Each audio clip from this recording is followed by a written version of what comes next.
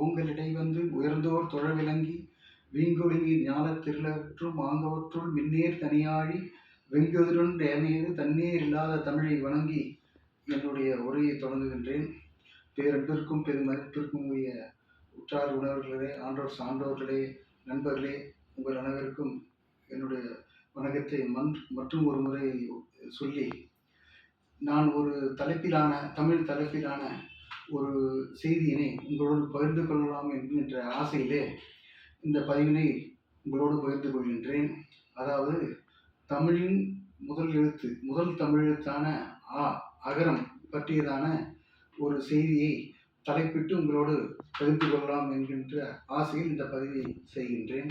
அதாவது அகர முதல எழுத்தெல்லாம் இதை நீங்கள் பல்வேறு இடங்களில் நீங்கள் கேள்விப்பட்டிருப்பீங்க. எந்த இடம்? திருக்குறள் வரும். முதல் குறள் என்னது? அகர முதல எழுத்தெல்லாம் ஆதி பகவன் முதற்றே உலகு. அதற்கான பொருளின் அர்த்தம் என்ன? அகர முதல எழுத்தெல்லாம், எழுத்துக்கெல்லாம் முதலானது அகரம். நான் சொல்றது தமிழ் எழுத்துக்கு மட்டும் இல்லை, உலகத்தில் உள்ள அனைத்து எழுத்துக்களுக்கும் முதலானது அகரம். அது எப்படின்றது நான் விளக்குறேன். எப்படி? இது போல ஆதிபகவன் முதற்றே உலகு. உலகுக்கெல்லாம் ஆதிபகவன், அதாவது முதல் குடி, முதல் உயிர் அல்லது முதல் கடவுள் அப்படின்னு கூட வச்சுக்கலாம். எப்படி ஆதிபகவனான முதல் கடவுள் எப்படி கடவுள்கள் அல்லது உயிர்களுக்கெல்லாம் மூத்த குடிகளுக்கெல்லாம் முதலாக உள்ளாரோ, அதுபோல அகரம் என்கின்ற எழுத்துக்களுக்கெல்லாம் முதலாக அமைகின்றது. எப்படி அகர முதல எழுத்தெல்லாம்? ஒரு எழுத்து என்னென்ன? எழுத்து எல்லாம் ஒன்றா சேர்ந்தா சொல்லா உருவாகுது. அந்த எழுத்து தான் அந்த சொல்லுக்கு முக்கியமாக அமைக்குது. அந்த எழுத்து எப்படி உருவாகுது அதை முதல்ல நம்ம தெரிஞ்சுக்கிட்டோம்னா அகர முதல எழுத்தெல்லாம் எப்படி திருவள்ளுவர் சொல்லலாம்னு நம்ம தெரிஞ்சுக்கலாம். எழுத்துக்கு உருவாகிற விதம் 2 விதம் உண்டு. ஒன்று வரி வடிவம், இன்னொன்று ஒலி வடிவம். ஒலி வடிவம்ன்றது நம்ம பேசுறது, அது ஒரு வழி. இன்னொன்று என்ன? வரி வடிவம். வரி வடிவம்னா வேற எதுவும் இல்லை, எழுதுறது தான் வரி வடிவம். இப்படி இந்த 2 விதமாக எழுத்து உருவாகுது. அது எப்படி உருவாகுது? வரி வடிவம் என்ன முதல்ல தெரிஞ்சுக்குவோம். எப்படி எழுதுறோம்? எடுத்துக்காட்டுக்கு ஆவே எடுத்துக்குவோம். சின்ன சுழி, அரைவட்டம், கிடைக்கோடு, நெடுங்கோடு இப்படி உருவாகுது. மற்ற எழுத்துக்களும் இதே மாதிரி பல்வேறு விதமாக உருவாகிறது. ஆனால் முதல் எழுத்து ஏன்னு சொல்கிறோம்? அகர முதல் எழுத்தலாம்னு இந்த 4 விதம் இருக்குது பாருங்க. சுழி, சிறுவட்டம் அல்லது அரைவட்டம், நெடுங்கோடு, கிடைக்கோடு. இதை வச்சு மற்ற எல்லா எழுத்துக்களும் எழுதி விடலாம். இந்த வரி வடிவத்திலே மற்ற எல்லா எழுத்துக்களும் உருவாக்கி விடலாம். ஆகவே தான் என்ன சொல்றாரு அவரு? அகர முதல்ல எழுத்துலாம். அந்த எழுத்துல மட்டும் முதலா இருக்கா? அப்போ பேசுறதுல எப்படி முதலா வருது அது தெரிஞ்சுக்கணும்ல. அதாவது பேச்சு வடிவம், ஒலி வடிவத்துல வேற எப்படி இல்லை. ஒலி எப்படி உருவாகுதுன்னு தெரிஞ்சுக்கிட்டோம்னா இதுல எப்படி முதலா இருக்குதுன்னு தெரிஞ்சுக்கலாம். முதல்ல எழுத்து எப்படி உருவாகுதுன்றது இலக்கணம் மூலமா நினைச்சுக்கலாம். நன்னூல் ஆசிரியர் பவனந்தி முனிவர்னு இருக்காரு. அவரு பிறப்பிடம் முயற்சி, அதாவது அதிகாரத்துல இலக்கண சொல்லதிகாரத்துல பிறப்பிடம் முயற்சியில ஒரு பாடல் மூலமாக அதை விளக்குறாரு. அதை நம்ம பார்ப்போம். அதாவது இலக்கணம்னா வேற ஒன்றும் இல்லை, மொழிக்கான கட்டமைப்பு. தமிழ் இலக்கணங்கள் பல உண்டு. அகத்தியர் முதல்ல சொன்னார், அகத்தியம் சொல்றாங்க. அந்த பதிவிட்ட பதிவு இல்லை நம்மகிட்ட. ஆனால் அகத்தியம் தான் முதல் இலக்கண நூல்னு சொல்றாங்க. அதற்கான பதிவு நம்ம இடத்துல இல்லை. அதுக்கப்புறம் தொல்காப்பியம், அதே போல நன்னூல், இது போல பல நூல்கள் உண்டு. நன்னூல் என்பது மிக சிறப்பானது. தமிழில் தொல்காப்பியம் நிறைய பேர் பயன்படுத்துவாங்க. ஆனால் நன்னூல் அதுலேயும் சிறப்புகள் நிறைய உண்டு. அதில் அவர் எப்படி எழுத்து உருவாகுதுன்னு நன்னூல் ஆசிரியர் பவனந்தி முனிவர் சொல்றாரு. எப்படி உருவாகுது? நிறைவுயிர் முயற்சியின் உள்வழி துறப்ப எழும் அணுத்திரள் உரம் கண்டம் உச்சி மூக்குட்டிதழ் இதழ்னா பல்லெண்ண தொழிலின் வெவ்வேறு எழுத்தொலி யாய்வரல் பிறப்பு. எப்படி வருதுன்ற எழுத்து? நிறைவுயிர் முயற்சியின் உள்வழி துறப்ப. அதாவது எங்க உருவாகுது தெரியுமா? அதாவது எழுத்து, அதாவது மூலாதாரம் சொல்லுவாங்க. வயிற்றுக்கு கீழே இருக்கு பாருங்க. மூலாதாரத்து மூந்தெழு கணலை காலால் எழுப்பும் கருத்தறி வித்துன்னு சொல்றாங்க பாருங்க ஔவையார், விநாயகர் அகவல். அந்த மாதிரி மூலாதாரத்து 3 எழு கணல் காலால் எழுப்பும் கருத்தறி வித்து. நான் அப்படிதான் கேட்டேன் என்னுடைய மாணவனை, அது என்னடா காலால் எழுப்பும் கருத்துன்னு சொல்றாங்க ஔவையார்னு கேட்டால் அவன் சொல்றான், காலால் எழுப்பும் கருத்துன்னா என்னடான்னா நாங்கள் தூங்கினே இருப்போம், எங்கள் அம்மா காலால் வச்சு காலில் எழுப்புவாங்க, அதான் காலால் எழுப்பும் கருத்துன்னு சொல்லலாம். அப்படி கிடையாது. கால் என்பது காற்றுன்னு அர்த்தம். அதுதான் ஔவையார் சொல்லியிருக்காங்க. காலால் எழுப்பும் கருத்தறிவித்து அப்படின்னு அர்த்தம். காற்றின் மூலமாக எழுத்துக்களை சொற்களை எழுப்புகின்ற விதங்களைன்னு அர்த்தம். கால் என்பது அதாவது காற்று. அது மாதிரி நிறைவுயிர் முயற்சியின் உள்வழி துறப்ப எழுமனு திரள்புறம் கண்டம் உச்சி மூக்குற்றிதழ்னா பல்லெண்ண தொழிலின் வெவ்வேறு எழுத்தொலி ஆய்வரல் பிறப்பு. மூலாதாரத்திலிருந்து உயிர் அதாவது எழுத்து உருவாகி மேலே எங்கே வரும்? உரம். நெஞ்சுரம் இருக்கான்னு கேட்டோம்ல, நெஞ்சு உரம் என்ன? அதாவது மார்பு பகுதி. மார்பு பகுதி வருது. பின்ன கண்டம். கண்டம்னா கழுத்து. அதுலேருந்து தலைப்பகுதி. தலையில் முழுமையாக உருவாகுதா? எந்தெந்த பகுதி யூஸ் ஆகுது தலையில் உள்ளது? மூக்கு, ஊற்று, இதழ்நா. மூக்கு, இதழ்நா போன்ற பல்வேறு உறுப்புகளின் முயற்சியினாலே இந்த எழுத்து உருவாகுது. அது எப்படி உருவாகுது? இந்த பல்வேறு உறுப்புகளின் முயற்சினால உருவாகுது. அதான் என்ன சொல்றாரு நன்னூல் ஆசிரியர் பவனந்தி முதியர், இப்படிதான் பிறப்பு உருவாகுதுன்னு சொல்றாரு, எழுத்தினுடைய பிறப்பு. அதுபோல நம்ம ஆ எப்படி உருவாகுது? நம்ம அதிலிருந்தே செய்யலாம். அகரம் எப்படி உருவாகுது?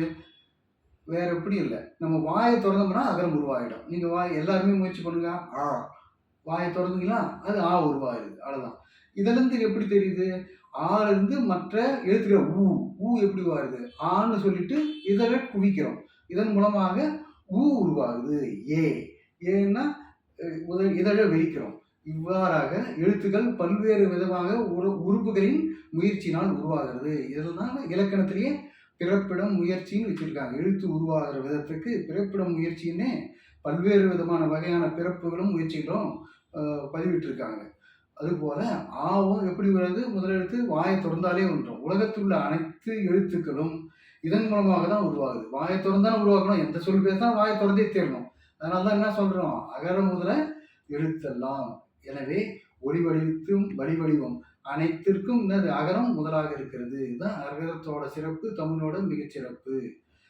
நேரிலே இந்நேரம் என்னுடைய கருத்தினை கேட்டீர்கள். அமைதியாக பொறுமையோடும் கேட்டிருப்பீர்கள். இது என்னுடைய முயற்சியே, என்னுடைய வித்தை அல்ல. ஆகவே ஏதேனும் குற்றம் நினைப்பின் பொறுத்தருள வேண்டும். கணியன் பூங்கோன்றனாருடைய ஒரு சொற்றொடர் உண்டு, பிறர் தர வாரா. பிறர் தர வாரான்றது அந்த அவர் சொன்ன பாடல்களில் ஒரு பகுதியினோட சொற்றொடர். என்ன பாடல்? யாதும் ஊரே யாவரும் கேளீர். அடுத்தது என்ன சொற்றொடர்? எல்லாருக்குமே தெரியும். 2 நிமிஷம் டைம் தரேன். யாதும் ஊரே யாவரும் கேளீர். அடுத்தது என்ன? யாதும் ஊரே யாவரும் கேளீர் தீதும் நன்றும் பிறர் தரவாரா. இது நிறைய பேருக்கு தெரியுமான்னு தெரியல. தீதும் நன்றும் பிறர் தரவாரா. பெரியோரை வியத்தரும் இடமே சிறியோரை நவிழ்த்தல் அதனினும் இளமே. அதெல்லாம் தீதும் நன்றும் பிறர் தரவாரான்னு என்ன அர்த்தம்? நமக்கு வர்ற கெட்டதும் நல்லதும் மற்றவர்கள் மூலமாக வராது அப்படின்னு அர்த்தம். அப்படின்னு என்ன அர்த்தம்? மற்றவங்க நம்ம வர்ற நல்லதுக்கும் கெட்டதுக்கும் நாமே பொறுப்பு. அதை எதன் மூலமாக இருக்கலாம்? பொதுவாகவும் பொதுவான கருத்தாகவும் விளக்கலாம், நெற்கருத்தாகவும். அதே போல சைவ சித்தாந்தம் மூலமாகவும் விளக்கலாம். இதை என்ன எதுக்காக நான் விளக்கணும்? பிறர் தர வாரான்றதுக்காக நினைக்காதீங்க. தமிழின் பெருமையும் சொல்றதுக்காக தான், என்னோட பெருமையும் சொல்றதுக்காக சொல்றேன், வேற எதுவும் இல்லை. எனக்கு இருக்கு சிறப்பை நீங்க தர வேண்டும். என்னால் மட்டும் கிடைக்காது, அந்த அளவுக்கு எனக்கு பலமும் இல்லை என்று சொல்வதற்காக நீங்கள் உங்களுடைய ஆதரவை அளித்து எனக்கு நன்மை தர வேண்டும் என்று கேட்டுக்கொள்கிறேன். சைவ சித்தாந்தம் என்ன சொல்லுதுன்னா, நன்றும் தீதும் பிறர் தர வாரா என்பதற்கு சைவ சித்தாந்தத்தில் சொல்றாங்க, நம்ம சொல்ற நல்லது கெட்டது பாவங்கள் புண்ணியங்கள் என்ன ஆகும்னா சஞ்சீதம்னு ஒரு இடத்துல இருக்கு. அங்க போய் அதாவது நம்ம சொல்ற பாவ புண்ணிய கிழங்கு அதுல போய் சேர்ந்துடும். நம்ம பல ஜென்மத்தில் செய்த நன்மைகளும் தீமைகளும் என்ன ஆகும்? ஒரு கிழங்கு மாறி போய் சேர்ந்துடும். அது பேரு சஞ்சீதம்னு பொருள். அதில் என்ன பண்றாருன்னா, நம்ம பிறக்கும் பொழுது அதை என்ன பிரவர்த்தனத்துமா நம்மோட சேர்த்து கடவுள் அனுப்பிடுறாரு. நம்ம பிறக்கப்ப என்ன பண்றாரு? பிரவர்த்தனம் கேள்விப்பட்டிருப்பீங்க. என்ன பண்றது? நம்ம பிரவர்த்தனம் அந்த மாதிரி தான் நடக்கணும்.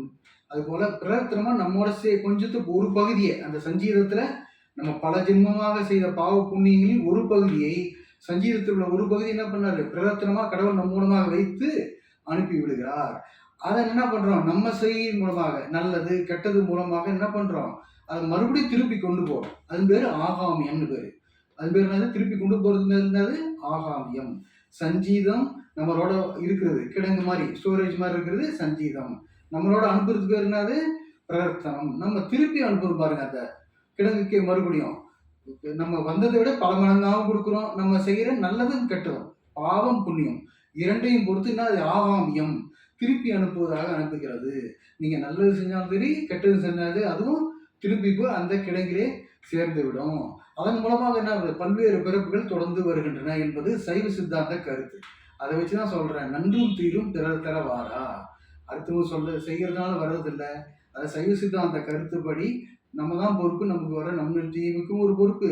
அது இல்லாம முன் ஜென்மத்தில் நாம் ஏதாவது நன்மை தீமை செய்திருந்தாலும் அது சஞ்சீதத்திலிருந்து பிரவர்த்தனமாக வருகிறது. அதை நம்ம ஆகாமியமாக திருப்பி அனுப்புகிறோம் என்ற சைவ சித்தாந்த கருத்தையும் இதன் மூலமாக பதிவிட்டுக் கொண்டு நீங்கள் எனக்கு பல நன்மைகளை தர வேண்டும் என்று வேண்டி விரும்பி கேட்டுக்கொள்கிறேன். நன்றி, வணக்கம்.